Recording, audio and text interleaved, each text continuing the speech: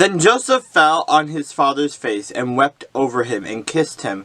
And Joseph commanded his servants, the physicians, to emball his father. So the physicians emballed Israel. 40 days were required for him, for such are the days required for those who are emballed. And the Egyptians mourned for him 70 days.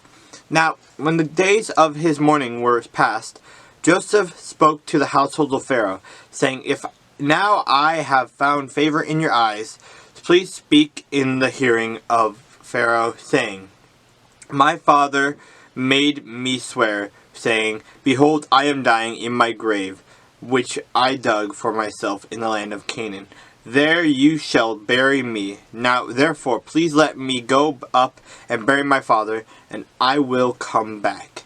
And Pharaoh said, Go up and bury your father, as he made you swear. So Joseph went up to bury his father, and with him went up all the servants of Pharaoh, the elders of his house, and all the elders of the land of Egypt, as well as all the house of Joseph, his brothers, and his father's house.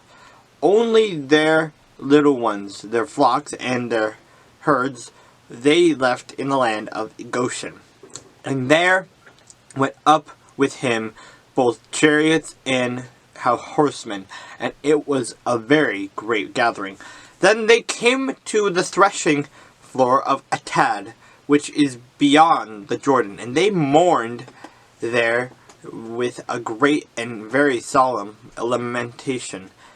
He observed 7 days of mourning for his father, and when the inhabitants of the land, the Canaanites, saw the mourning at the threshing floor of Atad, they said, This is a deep mourning of the Egyptians. Therefore its name was called Abel Mizraim, which is beyond the Jordan.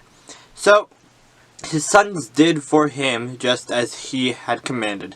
For his sons carried him to the land of Canaan, and buried him in the cave of the field of Machpelah, before Mamre, which Abraham bought with the field from Ephron the Hittite as his property for a burial place. And after he had buried his father, Joseph returned to Egypt, he and his brothers, and all who went up with him to bury his father. When Joseph's brothers saw that their father was dead, they said, Perhaps Joseph will hate us, and may actually repay us for all the evil which we did to him. So they sent messengers to Joseph, saying, Before your father died, he commanded, saying, Thus you shall say to Joseph, I beg you, please forgive the trespass of your brothers and their sin, for they did evil to you. Now please forgive the trespass of the servants of the God of your father. And Joseph wept when they spoke to him. Then his brothers also went and fell down before his face, and they said, Behold, we are your servants. Joseph said to them, Do not be afraid, for am I in the place of God? But as for you, you meant evil against me, but God meant it for good, in order to bring it about as it is this day, to save many people's alive. Now, therefore, do not be afraid. I will provide for you and your little ones. And he comforted them and spoke kindly to them. So Joseph dwelt in Egypt, he and his father's household, and Joseph lived 110 years. Joseph saw Ephraim's children to the third generation. The children of Machir, the son of Manasseh, were also brought up on Joseph's knees. And Joseph said to his brethren, I am dying, but God will surely visit you and bring you out of the land to the land of which he swore to Abraham, to Isaac, and to Jacob.